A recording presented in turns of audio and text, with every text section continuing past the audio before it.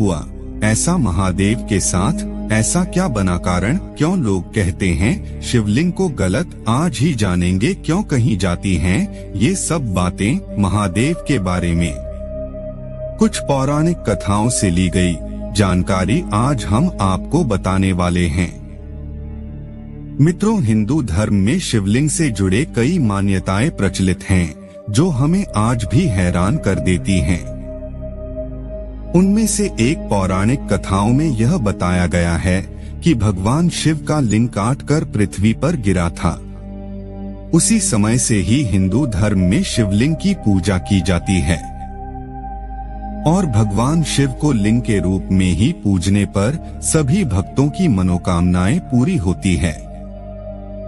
आइए इस अध्याय को विस्तार से जानते हैं। पौराणिक कथाओं में यह भी बताया गया है एक श्राप के कारण भगवान शिव का लिंग काटकर धरती पर गिर गया था। जब से भगवान शिव को शिवलिंग के रूप में पूजा जाने लगा। शिव का लिंग जहां कटकर गिरा था उस जगह का नाम जागेश्वर धाम कहलाता है। इस प्रकार भी बताया गया है दक्ष प्रजापति के यज्ञ में माता सती के आत्मदाह से दुखी भगवान शिव ने यज्ञ की भस्म लपेटकर दारुक वन के घने जंगलों में लंबे समय तक तप किया। इसलिए यह जगह शिव के तपस्थली के रूप में जाना जाता है। इसी जंगल में वशिष्ठ आदि सप्तर्षि अपनी पत्नियों सहित कुटिया बनाकर तप करते थे। एक बार भगवान शिव दिगंबर अवस्था में ध्यान में लीन थे। एक दिन सब ऋषियों की पत्नियां जंगल में कंदमूल, फल एवं लकड़ियां आदि के लिए गई थी। तो उन सब की नजर दिगंबर अवस्था में लीन भगवान शिव पर पड़ी। भगवान शिव के शुद्ध शरीर को देखकर ऋषियों की पत्नियां भगवान शंकर पर मोहित हो गई। भगवान शंकर अपने तपस्या में रंग थे। उन्होंने उनकी ओर ध्यान नहीं दिया। फिर ऋषियों के पत्नियां काम स्वरूप में अंधी होकर वहीं मूर्छित होकर गिर गई। जब वे सब पूरी रात अपनी कुटिया में वापस नहीं आई, तब सुबह उन्हें सभी ऋषि ढूंढने निकले। तब सभी ऋषियों ने देखा भगवान शिव अपनी तपस्या में लीन हैं और उनकी पत्नियां मूर्छित पड़ी है। तो ऋषियों को लगा कि भगवान शिव ने उनकी पत्नियों के साथ संबंध बनाया है। वे आशंका में सभी ऋषियों ने भगवान शिव को श्राप दे बैठे और बोले, तुमने हमारे पत्नियों के साथ संबंध बनाया है, तुम्हारा लिंग तुम्हारे शरीर से तुरंत अलग होकर गिर जाए। भगवान शिव ने नेत्र खोलते हुए बोले कि आप लोगों ने हमें संदेहजनक परिस्थितियों में देखकर अज्ञानता के कारण ऐसा किया है, इसलिए मैं इस श्राप का विरोध नहीं करूंगा। मेरा लिंग गिरकर इस स्थान पर स्थापित हो जाएगा। तुम सभी ऋषियों तारों के साथ अनंत काल तक लटके रहोगे।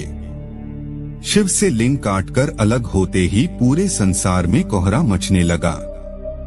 रामदेव ने संसार को इसके कर कोप से बचाने के लिए शिष्यों को मां पार्वती की उपासना करने के लिए कहा।